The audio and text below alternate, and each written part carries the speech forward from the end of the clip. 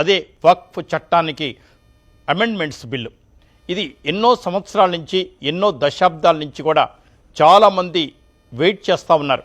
న్యాయ కోవిదులు, ప్రజలు, చాలామంది ఆఫీసర్లు, ముస్లిం నాయకులు కూడా, అంటే పేద ముస్లిమ్స్ ఎవరైతే ఉన్నారో వాళ్ళందరూ కూడా ఈ వక్ఫ్ బోర్డు వల్ల పెద్దగా లాభాలు లేవు మాకు, ఇది కొంతమందికి మాత్రమే లాభాలు తెచ్చిపెడుతోంది, ఆధిపత్య ధోరణి కూడా కనిపిస్తోంది అని చాలామందికి చెప్పారు.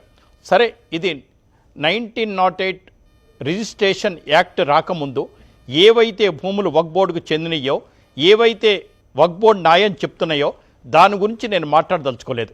కానీ ఒక్కసారి రాజ్యాంగం ప్రకారం, చట్ట ప్రకారం 1908లో దేశమంతా కూడా ఒకే రిజిస్ట్రేషన్ యాక్ట్ వచ్చింది. భూమి గురించి, ఇమ్మూవబుల్ ప్రాపర్టీస్ గురించి అగ్రిమెంట్ ఆఫ్ సేల్ కానివ్వండి, సేల్ డీడ్ కానివ్వండి, గిఫ్ట్ డీడ్ కానివ్వండి, ఎటువంటి డీడ్ అయినా సరే రిజిస్ట్రేషన్ యాక్ట్ ప్రకారం రిజిస్ట్రేషన్ అవ్వాల్సిందే. రిజిస్ట్రేషన్ చేసుకోదలుచుకున్న వాళ్ళు, కొనదలుచుకున్న వాళ్ళు ఇద్దరు కూడా సబ్ రిజిస్ట్రార్ ఆఫీసులో అటెండ్ అవ్వాల్సిందే. ఈవెన్ గిఫ్ట్ డీడ్ కూడా. ఇది రూల్స్ 1908 తర్వాత.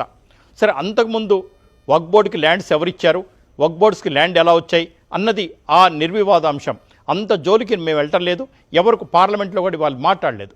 అయితే 1954లో స్వాతంత్రం వచ్చిన తర్వాత అంతకుముందు ఎన్ని యాక్ట్ చేసినా, ఎన్ని ఎనాక్ట్స్ చేసినా 1954లో చేసిన యాక్ట్ అనేది మనందరం కూడా ఆలోచించాలి. 1954-55లో నెహ్రూ గారు ప్రధానమంత్రిగా ఉన్నప్పుడు ఈ వక్ఫ్ యాక్ట్ని చేశారు. దాంట్లో అనేక తప్పులు దొరికినాయి.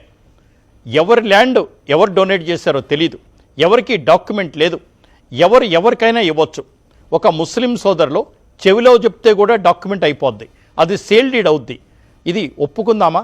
రాజ్యాంగం ప్రకారం ఒప్పుకుందామా?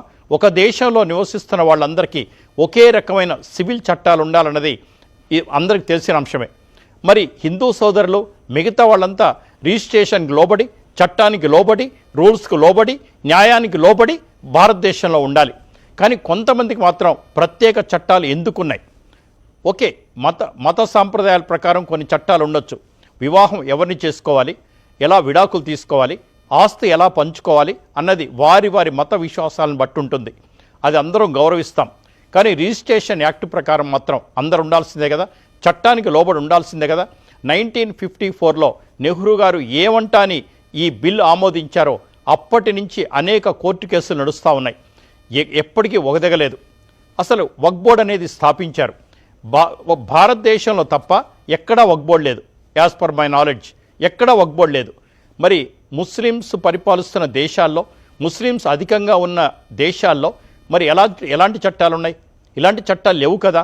ఎవరి ల్యాండ్ వాళ్లే డొనేట్ చేయాలి తప్ప ఎవరికైనా డొనేట్ చేసే చట్టాలు లేవు కదా. ఇక ఆ తర్వాత 95లో మరింత ఘోరమైన చట్టం వచ్చింది. పివి నరసింహారావు గారు ప్రధానమంత్రిగా ఉన్నప్పుడు చాలా ఘోరమైన చట్టాలు తీసుకొచ్చారు. 1995లో వక్ఫ్ ల్యాండ్ ఏదైనా సరే ఒకసారి వక్ఫ్ బోర్డు డిక్లేర్ చేస్తే, వక్ఫ్ బోర్డులో రాసున్నట్టయితే, గెజిట్ నోటిఫికేషన్ ఇచ్చున్నట్టయితే ఆ ల్యాండ్ వక్ఫ్ బోర్డుతే అవుతుంది. ఇక అందులో నివసిస్తున్న వాళ్ళు కానీ, డాక్యుమెంట్స్ ఉన్నవాళ్ళు కానీ, ఒరిజినల్ ఓనర్స్ కానీ, ఈవెన్ 1954-55 కాస్రా పానీలో ఉన్నా సరే ఆ ల్యాండ్ ఖాళీ చేయాల్సిందే, వక్ఫ్ బోర్డుకి అప్పజెప్పాల్సిందే. ఏమన్నా మీనింగ్ ఉందా? వేరే మతాల్లో ఇలా జరుగుతుందా? ఇక ఆ తర్వాత 2013లో మన్మోహన్ సింగ్ గారు ఉన్నప్పుడు తెచ్చిన అమెండ్మెంట్స్ అయితే మరీ ఘోరంగా ఉన్నాయి. ఎవ్వరూ ఛాలెంజ్ చేయడానికి వీల్లేదు. ఒకసారి వక్ఫ్ బోర్డు ల్యాండ్ అని రాస్తే వక్ఫ్ బోర్డుకి వెళ్ళిపోవాల్సిందే. 1954-55లో ఓసారి గెజిట్ నోటిఫికేషన్ ఇచ్చారు. మొత్తం వక్ఫ్ బోర్డు ల్యాండ్స్ ఎన్ని ఉన్నాయి, ఎవరు డొనేట్ చేశారు, ఎంత ఎక్స్టెంట్ ఇచ్చారు అన్నది ఒకసారి గెజిట్ నోటిఫికేషన్ ఇచ్చారు. తర్వాత 1989లో ఐ థింక్ February 9th ఒకసారి గెజిట్ నోటిఫికేషన్ ఇచ్చారు. ఆ గెజిట్ నోటిఫికేషన్లో ప్రతి ఊర్లో కూడా వక్ఫ్ ల్యాండ్స్ ఉన్నాయి, ప్రతి నగరంలో వక్ఫ్ ల్యాండ్స్ ఉన్నాయి. మరి కొన్ని వేల ఎకరాలు రాసుకున్నారు.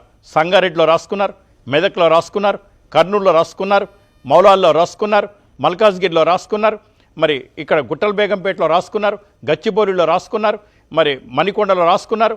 ఎక్కడ దర్గా కనపడ్డా సరే, దర్గా ఏ సర్వే నెంబర్లో ఉంటే ఆ సర్వే నెంబర్ మొత్తం వక్ఫ్ భూమిదని రాసుకోవడం కూడా మనం చూసాం.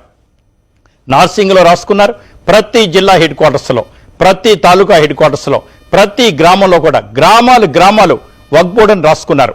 ఎవరు డొనేట్ చేశారు, ఎప్పుడు డొనేట్ చేశారు, అసలు డొనేట్ చేసిన వ్యక్తికి ఈ ప్రాపర్టీ ఎక్కడి నుంచి వచ్చింది, ధర్మబద్ధంగా మీకు ఇచ్చాడా? ఇంతవరకు ఆన్సర్ లేదు. అంతెందుకు తమిళనాడులో 16 గ్రామాలు మొత్తం వక్ఫ్ బోర్డుకి చెందుతాయని నోటిఫికేషన్ ఇచ్చేశారు. అక్కడ ప్రభుత్వం కూడా వాళ్ళని సపోర్ట్ చేస్తోంది. అలాగే కర్ణాటకలో కూడా 8-9 గ్రామాల పరిధిలో ఉన్న entire land belongs to Waqf board అని నోటిఫికేషన్ ఇవ్వడం జరిగింది. లక్నోలో 1,00,000 ఎకరాలు ఉంది. ఎన్ని ఎకరాలు ఉన్నది అన్నది లెక్క కాదు. 9.5 లక్షల ఎకరాలు వక్ఫ్ బోర్డుకి వాళ్ళ దాఖలుపరచబడింది. అనేక మూవబుల్ ప్రాపర్టీస్ కూడా ఉన్నాయి. నిజంగా ఎవరైతే వకీఫ్ అంటే డోనర్, ఎవరైతే మీకు ల్యాండ్ డొనేట్ చేశాడో అతని పేరు మీద ల్యాండ్ ఉంటే ఎవరికి అభ్యంతరం లేదు. ఆ ల్యాండ్ రెవెన్యూ రికార్డ్స్లో లిఖించబడి ఉండాలి. పహనీల్లో అతని పేరు ఉండాలి. తర్వాత సర్వే చేసి ఉండాలి. ఆ సర్వే చేసిన మీదప కలెక్టర్ గారి దగ్గర రికార్డ్స్ ఉంటే మీదప తర్వాత వకీఫ్ వచ్చి రిజిస్ట్రేషన్ చేయాలి, వక్ఫ్ బోర్డులో రిజిస్ట్రేషన్ చేయాలి. ఆ తర్వాత సెక్షన్ 4 ప్రకారం వక్ఫ్ బోర్డు నుంచి ఒక సర్వేయరు, గవర్నమెంట్ నుంచి ఒక సర్వేయరు అంటే కలెక్టర్ ఆఫీస్ నుంచి, వీరిద్దరూ కలిసి ఎవరైతే డొనేట్ చేయదలుచుకున్నారో ఆ ల్యాండ్ పేపర్లన్నీ వెరిఫై చేసి సర్వే చేసి హద్దులు బాతిన మీదట మాత్రమే వక్ఫ్ బోర్డు రావాలి. అప్పుడు మాత్రం అది వక్ఫ్ బోర్డు ల్యాండ్ అవుతుంది. తెలంగాణలో 90%, ఆంధ్రాలో 73% ల్యాండ్స్ వక్ఫ్ బోర్డు కాదు. డాక్యుమెంట్స్ అడిగితే లేవని చెప్తున్నారు. ఆర్టీఐ ప్రకారం అడగండి, వక్ఫ్ బోర్డు మీకు ఈ ల్యాండ్ ఎవరిచ్చారు, ఎవరు డొనేట్ చేశారు, ఎప్పుడు రిజిస్ట్రేషన్ చేశారు, మీరు ఎప్పటి నుంచి పొజిషన్లో ఉన్నారంటే లేదు మాకు తెలియదు అని చెప్పి డాక్యుమెంట్స్ ఇస్తారు. ఒక గెజిట్ నోటిఫికేషన్ తప్ప నేను ఇవాళ స్పష్టంగా మాట్లాడుతాను.